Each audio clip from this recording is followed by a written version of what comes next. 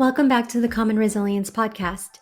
In today's episode, we touch on a very tender topic, the trauma of dehumanization, and specifically how it relates to the Pride community as we continue to witness an aggressive uptick of anti-LGBTQIA+ legislation in some states, and where these issues meet at the intersectionality of dehumanization across marginalized communities. Welcome back to another week of the Common Resilience podcast with your Common Resilience crew here, Amy, Michael, Deb, B, and I'm Oak. This week we're coming to you live. Not really, it's recorded. But this week we're coming to you on the topic of the trauma of dehumanization. Now, dehumanization is something that is unfortunately not common to one group.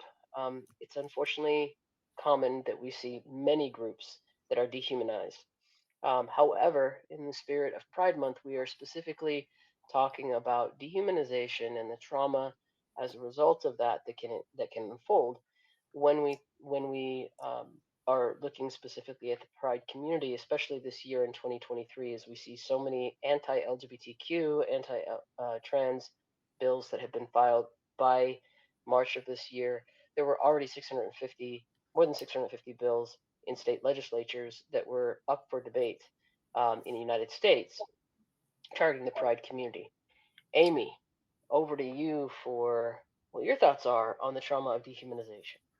Yeah, thank you for kicking us off. This is a big and important topic, especially right now, but as you said, it touches on so much. Really, we're talking about identity, right? So our identity is who we are, not our preferences, which might change over time, not our trauma wounds that can often be the mask that we wear, but our identity underneath all of that, all of those layers of who we actually are. I was raised a narcissistic mother who had me believing for the longest time that everything Amy was wrong and bad and everything her was perfect. And so I went through much of my life trying to be this little mini me, molding myself into being her. And so while I'm not LGBTQ, gender white girl, that's a little bit of empathy. I think it helps me connect empathically with groups of any group that is anyway. I know what it's like to be made to feel that everything that I am is wrong and bad. And it's this slow death of your soul. It feels like this slow death of your soul. I can say that I love living right now in a time in our society where things like this are bubbling to the surface. I think that the pandemic really put the globe in a pressure cooker, and so many things were forced into the surface, which is a good thing, right? Not that anyone should ever have to experience this form of dehumanization, but it needs to be up front and center. It needs to be because it's existing. And so we need to not be allowed, we need to not be able to turn a blind eye anymore. It's so easy for people like me, cisgender white girl, to just eye and say, well, what am I supposed to do, right? Well, there's a lot that we can all do. Yeah. And so that's why we need to have these conversations. We need to shine a light into the shadows. It brings up the, going back to the identity. What does my identity say about you or anyone else? Nothing. That's the damnedest part of it. My identity only to me. It doesn't have any threat to anybody else. It doesn't mean anything to anyone else. And yet when we are living in a place of fear and scarcity, we can misperceive other people's identities as a threat to our own somehow, right? And so that's where we come into narcissism and toxic shame specifically. And when I say narcissism, I'm not necessarily talking about narcissistic personality disorder, though that too, sure. But narcissism lives on a spectrum, and it's behavior that is actually driven through toxic shame, which tells us I am bad. Remember that message my mom gave me, that I I am wrong for existing. And so when I am living in that toxic shame, I believe, I can spin that around in a narcissistic way so that I'm blaming other people and putting up that face to guard myself. So anyway, in that way, this othering, this dehumanization is fueled by narcissistic behavior and by toxic shame that has folks living in fear of their truth being seen, or what they perceive as their truth being seen. The truth actually is that we're all great. Like, core self is beautiful and amazing, but when we're living in so much pain, we don't always know that. And so then we act out in ways that are very hurtful, very othering, very victim blaming and minimizing to other people's experiences. And you know, getting back specifically to the LGBTQ community, I've heard people say, well, they're going against nature. That's minimizing and victim blaming, right? And it's also Yeah. justifying terrible, just terrible abuses. Well, Yeah. I had to do this terrible thing because they're going against nature. Yeah. And I think two things, right? So let's one thing I'd like to do is just kind of define really what we're talking about when it comes to dehumanization, right? Because so just to give our listeners an understanding of what we're talking about when we say dehumanization, because that can be a kind of a scary academic term, or it can be something that people throw around to mean something that it's actually not. So one of the things to understand is what it is, right? So dehumanization is the denial of full humanness in others, along with cruelty and suffering that accompany uh, that denial. A practical definition refers to it as viewing the treatment of other people as though they lack the mental capacities that are commonly attributed to human beings. That's it. That's dehumanization. So I'm going to give you a very simple example on this and a more complex one, right? So one of the one of the ways that we attack each other, whether it's passive aggressive or whether it's more outright, is there is this desire to sink to the same level that the people who disagree with you are on, and maybe we end up name calling people, right? In a way, you could say that is a form of dehumanization. If you call somebody a you dirty dog, let's say, you are removing that person or that group's humanness, their qualities, um, all of those things that make that person a person, that make it a lot easier to disregard them as a person. This becomes more complicated when we talk about things or groups that are marginalized, like in this case, the LGBTQ community, for example, when in the news or in the media reports we hear all of these, as I said earlier, the anti-LGBTQ, anti-trans bills that are being placed out there, and people who are on one side or the other of the issue arguing with each other, and children who then see that on TV or see that on YouTube or see these news clips, right? All of a sudden, who people are in the LGBTQ community is lost. One of the comments here in the state legislature that was made very public in early April was a state legislator who was debating an anti-trans bill, and one of their comments in public on the floor of the House was, "Well, what does it matter? I don't even know anybody who's trans anyway. Let's just pass this bill." Well, the bill was to restrict healthcare, gender affirming healthcare for people. So you don't even know someone who's trans, so it doesn't matter anyway. Let's just pass the bill. So that's a form of dehumanization because we're taking the humanness, the person behind that, the impact of that out of the picture. So let me kick it back over to you, Amy or B or Deb or Michael. What are your thoughts? I actually have an example. I mainly work with people recovering from sex addiction or the impact of other people's sex addiction in their lives. And sex addicts tend to rely on a form of dehumanization. We call it objectification in order to get high off their sexual behaviors. And basically, if I view somebody as a collection of body parts instead of a human being with feelings and needs, then I feel like I'm in power or control over the situation. And Dr. Patrick Carnes actually said something in one of the books. I'll put it in the show notes, but the book that I have here is called Sexual Anorexia, Overcoming Sexual Self-Hatred, which is on the spectrum of sex addiction, which is a whole nother episode. But anyway, what he said is, if we view others as objects, we can't be rejected. We're in control of the situation, and we don't have to depend on that object for anything. And I think that kind of expands to one of the motives for anybody to dehumanize is to feel like we're in control, because we don't have to be the same. We can feel like we're better than or different than. Can I say something about that?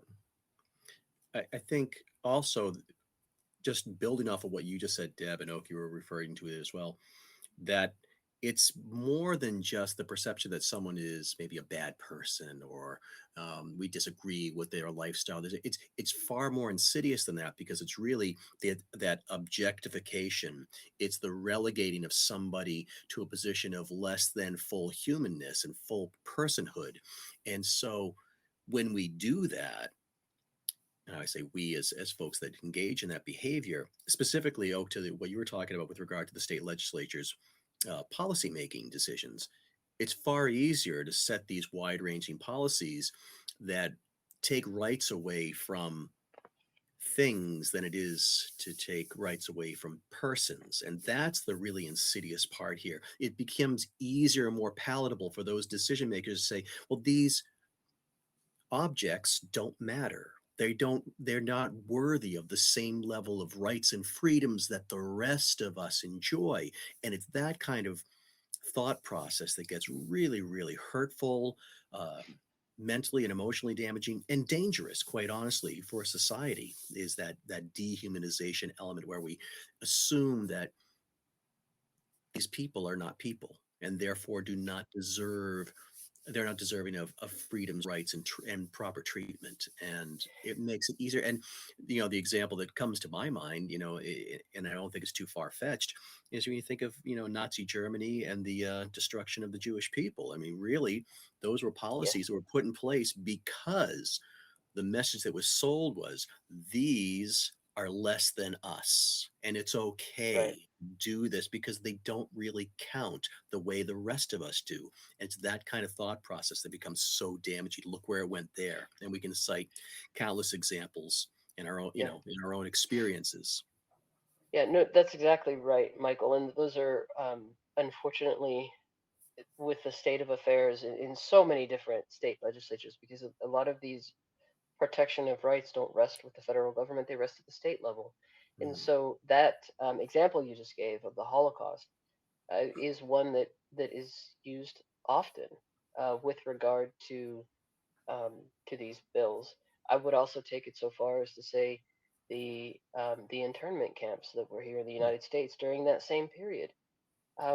It was those internment camps were for, quote unquote, those people. When we can substitute the description of a human being or a group of human beings with those people, that right there is ultimately a passive aggressive way of referencing, of dehumanizing a group of people or someone. It is a socially acceptable way because you can use the term these people or those people in your social group without alerting too many ears around you that it's not just discrimination. You're removing the value of that human life in society and in their conversation. And the removal of someone's value doesn't start in the removal of society, it starts in the individual conversations we have with each other. Because that's how the ideas go so far as to be made into law.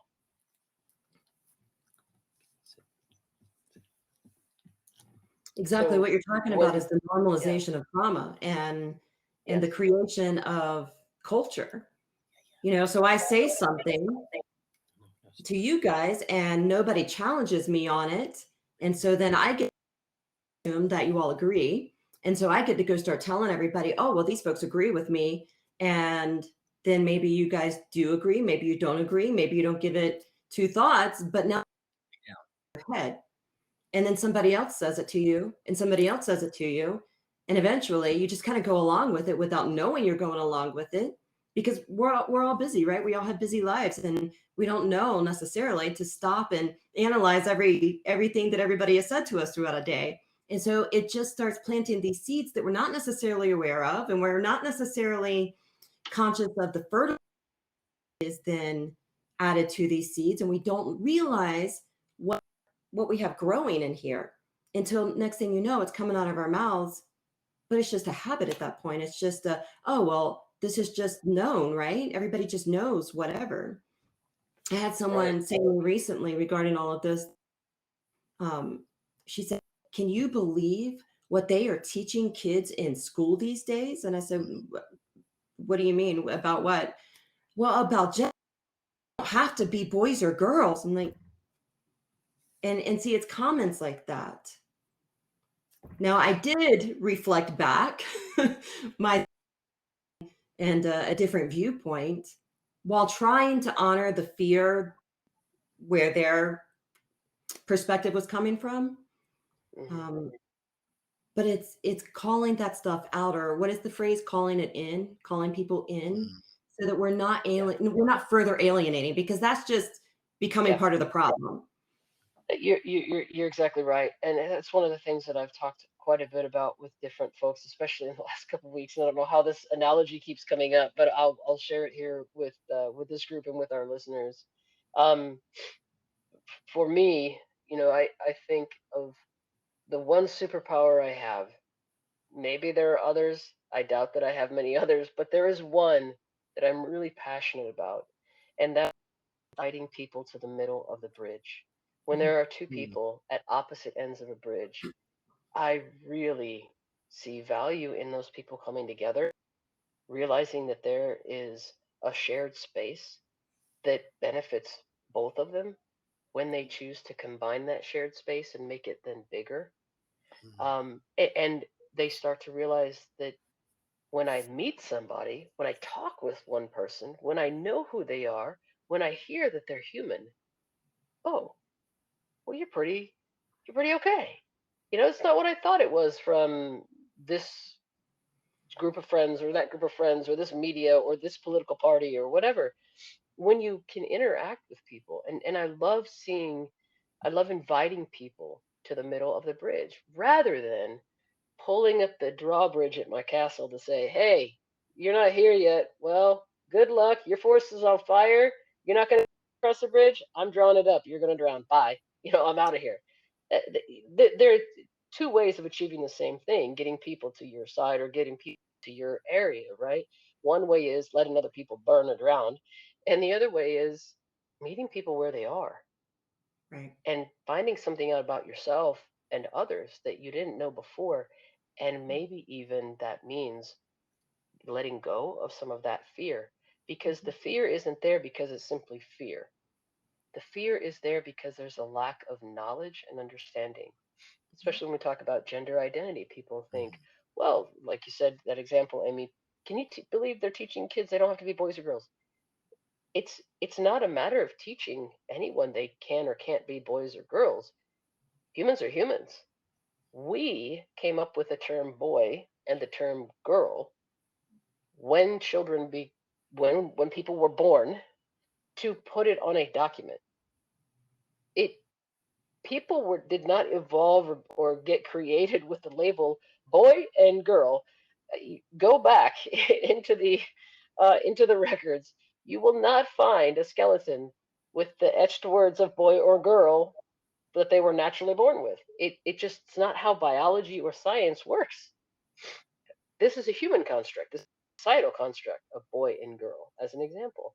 But the fear of the unknown, the fear of not understanding why these items are important to talk about today, is what's driving a very short reaction to, "Oh, well, those people don't matter. This issue doesn't matter. It doesn't matter to me. It doesn't matter to my kids, and my kids will never have to deal with this. So let's just legislate it all out of existence." The Holocaust proved, as have so many other quote unquote war crimes before it and after it, that you can't law make your way out of a culture of people or a group of people. You can take rights away, you can put them in prison, you can hurt them, but they don't go away. And I think the trauma of dehumanization in and of itself maybe doesn't even start with the the violence that's associated. It starts with even the thought Mhm. that we've lost the contact in the relationship with people. And then the fear sets in, and then the rhetoric sets in, right? I love And what I you said think about meeting people on that bridge and fostering that understanding. Because if dehumanization is that mental loophole that allows us to harm other people because we see them as somehow less deserving of protection and care, then really the antidote for that is communication, conversation that fosters understanding. That's really what that's all about. And to try to lean against those forces that divide us and saying that, there's a finite amount of care and consideration in the world, and I can only reserve that for me and mine. What a small-minded, viewpoint that is to have, a small-minded world, view to have, instead of embracing the idea of how can I be interested? How can I be caring? And first and foremost, when I start to evaluate any person in front of me, no matter how similar or different they may appear, act, or move than I do, how can I respect their humanness first and foremost? Everything else builds off of that. And if we just have to come to our relationships and encourage others to come to those relationships at acknowledging someone's humanity first, and everything else is just extra beyond that. And that extra, even if it's different, doesn't have to be scary. It can just be an interesting learning opportunity to expand our worldview, one we can agree with, disagree with, decide we want to learn more about, decide we want to go a different way, whatever it might be. But at the same time, acknowledging that just because I have a direction in which I want to go and I have rights that I want to exercise, that doesn't give me license to take those away or pull them away from somebody else because they want to do it differently. it sounds like you're both talking about empathy, right? Finding those connection points that does make Yeah. us all human.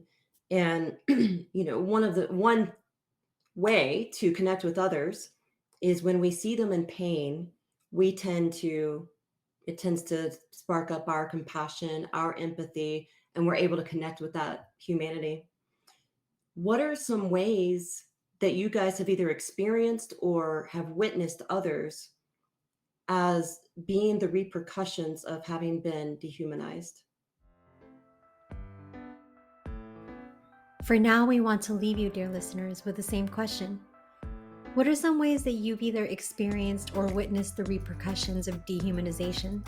Let us know in the comments below or find us on IG at Common Resilience. During the next episode, we'll share some of our stories through the lens of our lived experiences. Make sure to join us. Until then, as a gentle reminder, if you or a loved one are struggling or need immediate support around these topics, we're including some resources for you below. Take good care of yourself. You matter. You have amazing power. Until next time.